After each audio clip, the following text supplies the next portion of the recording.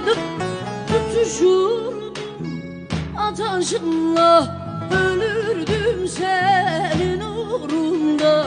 Diz çöküp önünde secde kıl deseydin, kılmaz mıydım?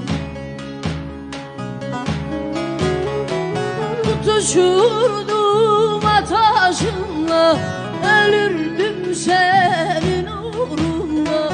Diz çöküp önümde secde kıl deseydin, kılmaz mıydın? Vay vay.